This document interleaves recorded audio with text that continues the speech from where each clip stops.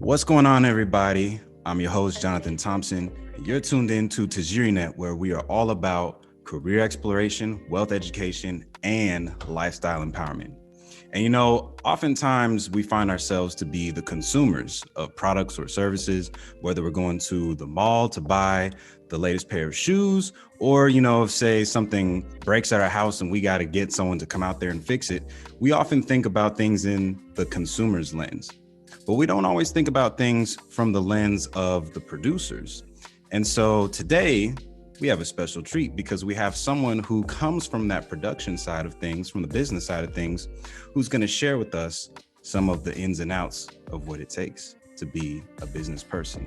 So please give a warm welcome to our special guest, Mr. Jonathan Cole McKay. What's going on, brother? How you doing today? Man, I'm doing well. I'm blessed. Can't complain at all. Awesome, man. Awesome. So right now you're in Houston, right? Houston, Texas is home, and I got heat. Awesome, man. Awesome. And I know we had some crazy weather the other day. It was freezing. We had rain, we had snow, and the power went out for a lot of people, man. So definitely a big blessing to be alive, to be well. Always. Yes, sir. So let's just dive right into it, man. So I always love to ask my guests what exactly they do. So for example, myself, I'm an educator, I'm a high school instructor, I'm a biology teacher. There's several ways to say it. So Jonathan, real quick, man, how would you explain what exactly is your role in our society?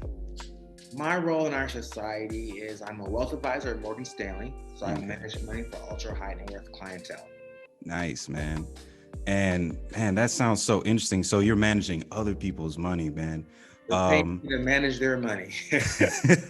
So that's cool. That gets right into one of the three major topics of TajiriNet, which is wealth education. And so would you also consider yourself an entrepreneur? I would consider myself definitely an entrepreneur in my heart, entrepreneur in my core, and entrepreneur in my actual role today, what I do at Morgan Stanley. I'm building my own advisory business within a business, and I'm kind of setting my own rules, and the harder I work, the bigger my business grows. Awesome, man. So many people might not have actually known that there's other people that, there's one of their things that they do is that they manage other people's money. We know that there's bankers. We know that there are people that you can go to say, hey, I want to put some money in my account. Right. But just like how people, when they're going to the gym to exercise, they might need someone to coach them through, their diet, and they need someone to coach them through what kind of exercises and machines they should go to at the gym to better their body. I think that's really interesting how you're sort of like a coach, if you will, but from a financial aspect. Tell us, man, what are some of the day-to-day activities that you find yourself doing managing these clients?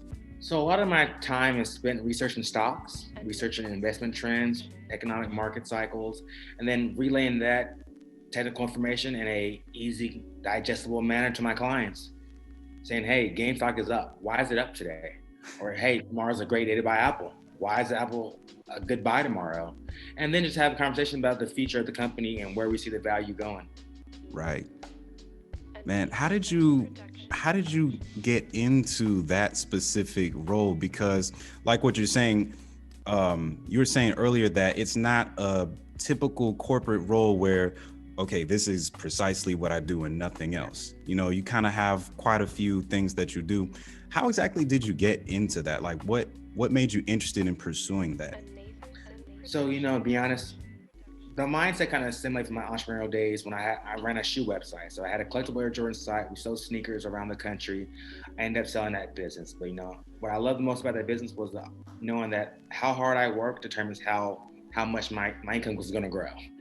So then I had the opportunity, leveraging my education, saying, hey, I understand stock, I understand the market, I understand company valuation, and I understand people. I understand very well how to work with people, and I can marry those two together and help somebody else out with the knowledge that I have. Why not go into a business that allows me an opportunity to go and do that?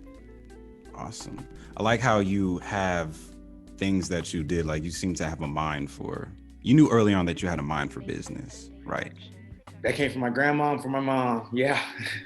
My Awesome. goal, my main goal in business is to change the narrative, to go out and change the perspective of how they see young Black men. And me being an African American male, I want to change the perspective and say, hey, I'm not just playing sports or rapping. I'm here education wise, and education guided me to where I'm at today. I want to help leave a legacy. Beautiful. You know, one thing that came to mind is that, every day I'll have a student say, hey, Coach Thompson, or hey, Coach. And I was like, I'm not a coach. So, but I appreciate the fact that you think that I am. And, that goes sort of into the perception of how African Americans sometimes when we think about success, we think about things like sports, we think about things like entertainment.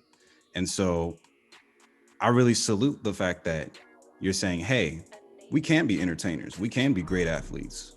We're great at those things. But hey, you know what? We can also do business. We can also be great educators. We can also be wealthy, and we can also be very well educated on wealth and finances. You So, don't, you don't have to be confined to a box. The world is open. right. You said it better than I could. Right. You can't stay in a box.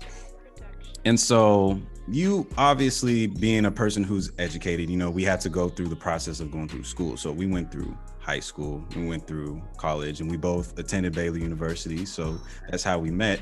Uh, how exactly would you say your experiences in high school or your experiences in college have helped shape you into the business person that you are today? No, I would say that they definitely molded me into the man I am today. Those different experiences, those different interactions with individuals like yourself and various other classmates, everything pours into you little by little by little. When you get new experiences, they open your eyes and say, "Hey, there's something I could possibly explore." So Mhm. I would say my solid foundation started in high school, of course, but just the desire to want to learn. Then you get to college like Baylor, and you're surrounded by so many different unique individuals and wealthy individuals and families. You're like, well, how do they do it? I never knew about this growing up. And they Mhm. take you underneath their wing and they share with you that insight and that knowledge. And now hey, I'm sharing this knowledge with somebody else today, and you're just passing it forward. Right.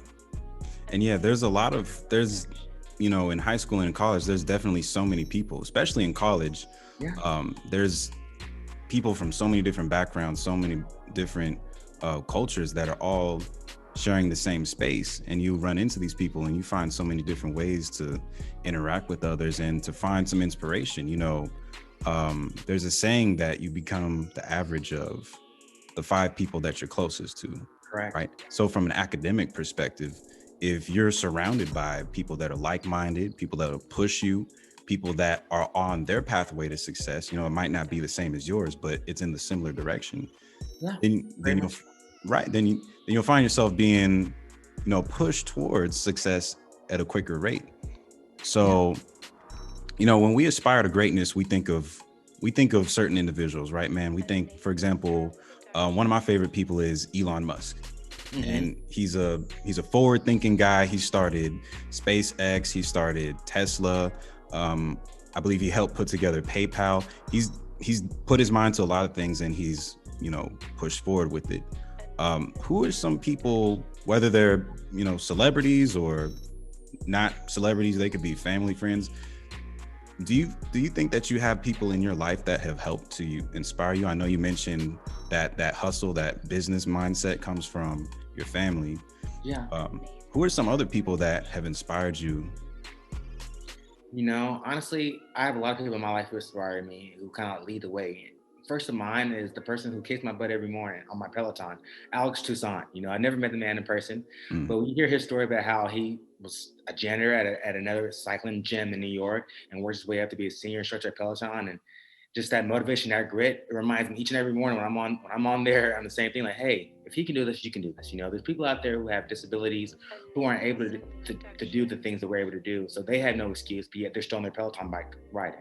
So that's motivating to me. I look at today, Tashonda Duckett, she was a CEO of Chase Auto Finance. Now she's a CEO of TIA, a retirement plan institution. Those are wow. great, all inspiring stories. And she's also a Baylor alum. And Oh, then I look cool. at your everyday people as well. Wow. that you mentioned the person who was responsible for Peloton, and that's, you know, would you consider that like a rags to riches sort of thing? Well, for him, I think it's more. He's an instructor, so I don't necessarily think right to riches. I think it's just a motivation of knowing that his purpose is greater than just being a janitor at that time. You know, he was there for a reason, and that kind of helped shape mold his mind. Say, hey, I want more and more and more in life. And Right. I love the story of perseverance and always putting your mind to it and getting what it is you want to achieve. Mm. So you mentioned grit. There's so many different traits that are involved in a person being pushed towards success. Obviously, grit is one, and grit is like another type of way of saying perseverance, right? Mm-hmm. And it's not easy getting to that part of your life where you say, okay, I think I'm starting to get closer to my goal of great things, whether it's my career goals, financial goals, spiritual goals, fitness goals, whatever they may be. Tell us, man, what do you think are some other traits that are part of that recipe for success? Communication. Communication is key. You know, articulate your value, what it is that you want to achieve, and tell yourself from daily. Set reminders on your phone, on your bathroom mirror of what is the goals and what is your purpose. You know, I remind myself daily, what is my purpose? What is the legacy I want to leave behind when I'm no longer here? Secondly, is don't take things personal. You know, give people the benefit of the doubt. You can't be too sensitive in this world. You know, there's enough sensitivity going on. Don't add to it. Just give people the benefit of the doubt. They didn't mean to cut you off. Right. They didn't mean to. Yeah. They didn't mean what they said. No, just give them the benefit of the doubt. You know, always assume somebody has the best interest at heart. Those are two big things I kind of lead by. And lastly, you know, is sell yourself. Always believe in yourself and double down on yourself. You know, I bet big on myself and with school especially, and it's paying off dividends, paying rewards now. And I'm a strong believer, and I encourage everybody to believe in yourself first, because if you don't believe in yourself, no one else is gonna believe in you.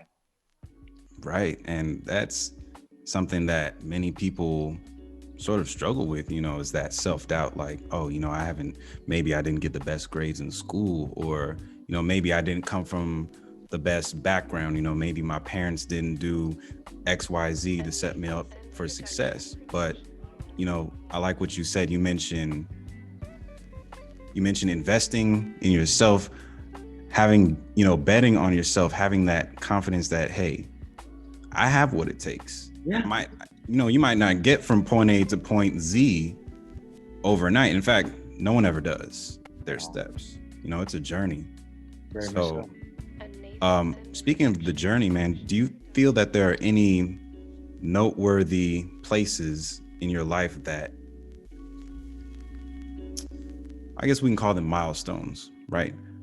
What were some parts of your life that were key moments that shaped you into a business person? Let me give you an example, man. I remember back when I was in high school, I had a teacher, and she was my biology teacher, ironically. And so I remember we were doing a report one day. We had to do research on some sort of disease. And then once we did the research, we had to present it to the front of the class. Now, this was when I was in 10th grade. I was shy, super introverted, you know, but she gave me the encouragement I needed to get in front of the class. And so I remember that day, I actually got up in front of the class with my little note cards in hand, and I made my little report in front of everybody I think it was about tetanus. Yeah. And so that might seem like a trivial moment to other people, but that was the first time that I had conquered my fear of speaking publicly to a bunch of people, even if it was just the classroom. And now to this day, I'm a teacher. I present publicly every day. Now it's part of who I am. So do you have any similar experiences in your life that you remember, like, you know what, that moment really helped me get to where I am? Do you have anything like that? Yeah, you know, I would say a big moment that helped me get to where I am. It'll probably have to be during college, during my senior year. You know, as I sat there and worked on a business plan for one of my other startup ventures in the past, Mm. and I had the opportunity to pitch it to a group of investors. And being honest, that's not a space I'm really comfortable in, because this is my baby. This Right. film star is my baby. If you call my baby ugly, there's gonna be a problem. Ooh, big problems. Yeah, exactly. So, Right. so presenting my baby to the world, my business at that time, I was beyond scared, unconfident. I spoke to my mom about it, and mom said, "Hey, you believe in yourself, you believe in this concept, and the concept has helped you pay for your education so far. So why would you not want to share your baby with the world?" So I went that day and I shared it with those investors. Turns out they love the concept. They pledged money to me. And it's at that moment I knew, said, "Hey, Jonathan, as long as you continue to believe in yourself and put your best foot forward and had no self-doubt, there's no imposter syndrome here at all. You are more than capable of going out and conquering whatever it is you set your mind to." And to me, that's been monumental ever since.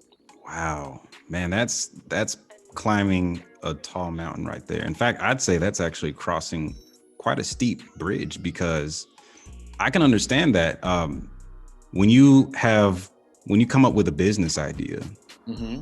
you know, it's in its baby stage, it's in its infant stage, it hasn't been developed yet, and as a father, not as a real father, but as a father of the idea, you feel naturally defensive about it, Yeah. and so it's tough to get in front of people and say, "Hey, everybody, here's my baby. Here's what I was thinking about. Here's the ideas that, I've been working on. yeah." And it can be, Years. yeah. And it's tough, man. So I definitely commend you on having had that courage to say, "Hey, this is what I came up with. What do you guys think?" And it paid off, right? Yeah. That's incredible, man. So you have multiple businesses that you said, right? Yeah, so I've sold a lot. My sole focus now is just being a wealth advisor. So I'm the guy behind the scenes who actually manages the money for the professional athletes or professional musicians or Mm, the C-level executives. So majority of my time is spent working with these clients and growing their portfolios. cool. Do you think that that's more fulfilling work for you? To me, it is, and I'll tell you why. Because I get to sit on their side and learn more about their life, how they created their wealth, how they're protecting their wealth, and the goals they want to accomplish. Some of Mm, them are really philanthropic in nature. They want to leave their money behind for charity, so we want to make sure that we're growing their account 67%, so that they can have enough money to live on and leave the rest for charity. Some of them want to set up an endowed scholarship fund, so we want to make sure that we're designing their portfolio so that their money can help kids go to college for the rest of their life. Some of them have goals of just living lavish. Some of them have goals of just maintaining it and passing it on to their kids. So everyone has a different story. My job is to help their story become visual. mm-hmm. That goes back to some of the other answers that I've heard from other people.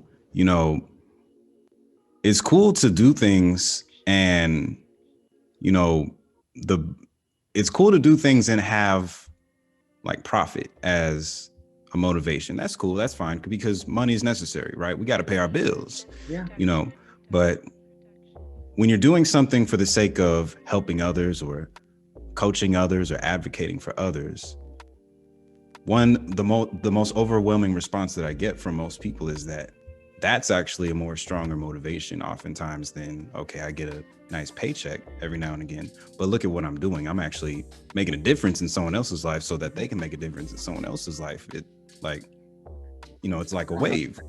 It's a Mhm. domino effect. It starts with my actions, starts with the client's actions, my actions, then it trickles down to other parts of the economy or to the world that we Mhm. would never even realize that it all started from somebody's dream, someone's idea. Gotcha. So, real quick, man, I want to jump back to the Okay. school thing. Was there a certain degree path that you had to follow in order to get to where you're at right now? Yeah, there's a little bit there. So I have about 3 undergraduate degrees: supply chain management, entrepreneurship, and business Spanish. Uh, Wow. then that kind of led to my graduate degree. So I have a master's of business and administration and finance, and also master of science and information systems. the main key part for my role today would be my MBA in finance and also my management degree in information systems, so technology in a way. Whew, you've been busy. Man, that is a lot. That's a lot of accomplishments, man. That's a lot of education for sure. What would you tell someone who, maybe they're a junior or senior in high school and they're starting to put college on their mind and they're starting to make those decisions about what they want to do? What would you advise them, given with all the experience and all the knowledge that you have, man? What is some words of wisdom or some advice that you would give to that person in high school that's ready to start making that move towards their career? Choose what you're passionate about, not what pays the most.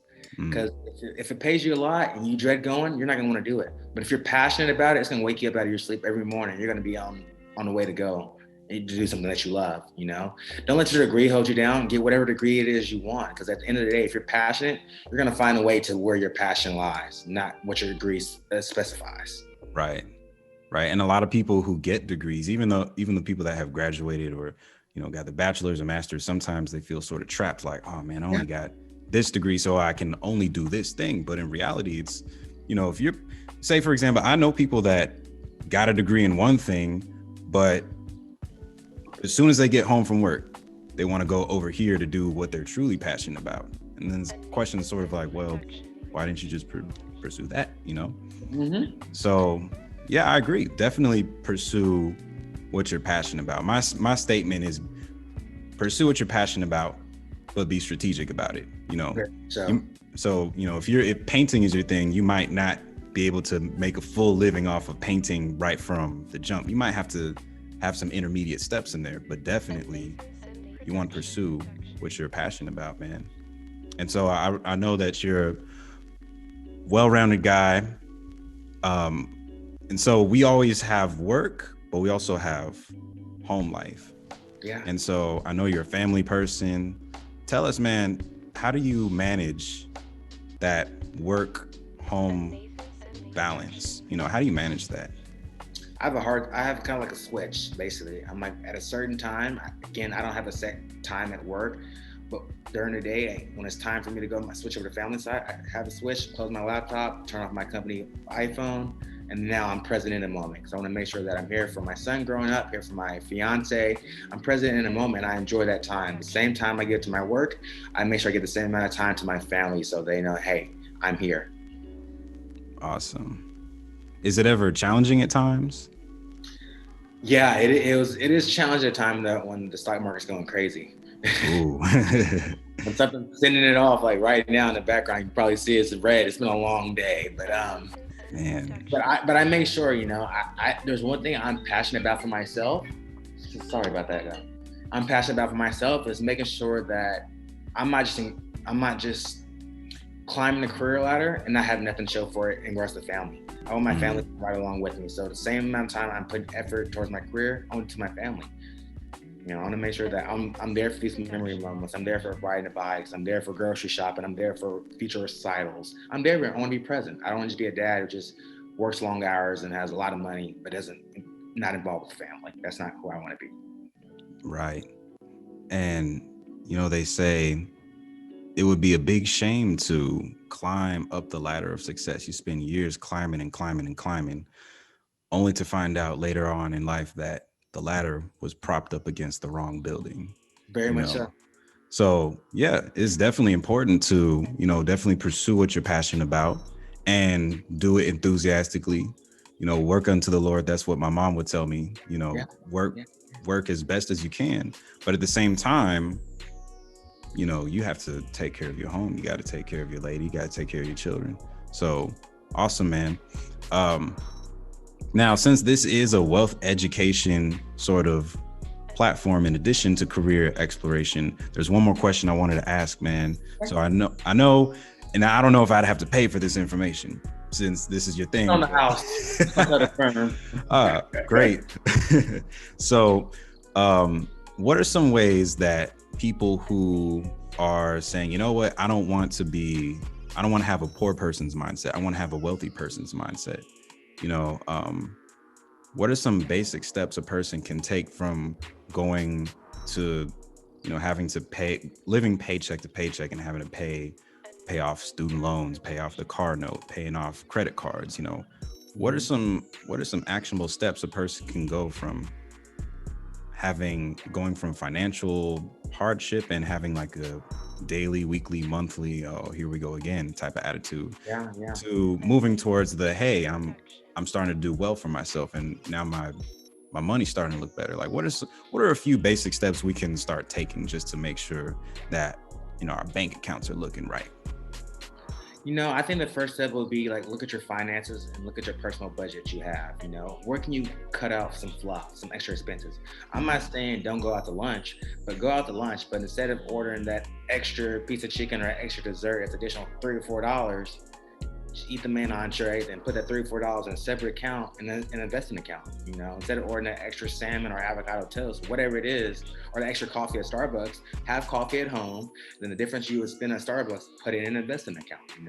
Open up a Fidelity account and automatically start transferring $20 a week. Something small. So instead of you blowing that money out and about, just start sending $20 over there, and it becomes a habit over time. And that way, your account is going from 20 to 40, 40 to 80, 80 to 160, and now your account is growing. And it's just small little habits. Mhm. And is that something that you found just from working with so many clients? No, that's something I kind of came to practice for my own self personally. Mm, You gotta think about, we all start at zero. Then over time, like you said, life starts getting better. You figure out, well, how can I help accelerate that? How can I help pay down things? And I had to look at my own expenses. Where's my money going? Is it going to Starbucks? Is it going to Krispy Kreme donuts?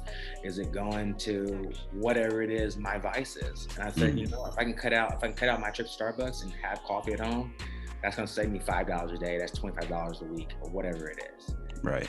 $25 times multiple months, it's going to add up. So that's where that value came in. And then when I say put in an investment account, put in something in a company that you know and love. If you love Apple products and you're on an Apple phone or are using a MacBook right now, put your money in a company that you know that's not going nowhere. If you're a strong proponent of DoorDash or Uber and you believe the value they create for your life, imagine how much value they have for everyone else's life. Put your Mm, money in there. right. Small steps. Yeah, Right. small baby steps. That's how it starts. Again, Rome wasn't built overnight, so neither Mhm. will, neither will your finances. It takes time. It takes time and discipline. Amen on that, man.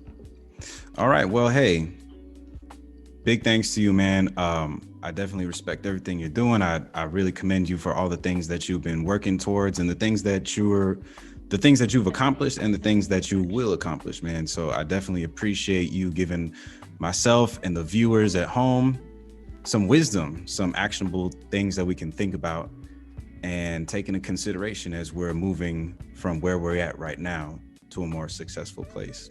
Definitely. Well, I thank you guys for having me. Anytime, shoot me an email, ask me questions. Happy to help. Happy to answer questions. And also, I'm going to send you over a millennial playbook for you can probably share with your community as well. It has tips about investing, tips about basic stocks. It's a free resource for somebody just to read and figure out how to get involved and how to start saving money and changing their own dynamic and start building a legacy. Great, man. I thank you so much for that. We can definitely use that knowledge and that wisdom. So we're actually going to drop that in the description, in the video description underneath the video. So go ahead and give that a look, everybody. Do me a big favor, and if you found any value at all in this video, or if you know somebody, family, friend, coworker, who could definitely benefit from this knowledge, go ahead and like this video, go ahead and subscribe, share this with someone. And so with that, guys, this has been another episode of the Career Couch on TajiriNet. Y'all be blessed and have a great day. Adios. Bye, guys.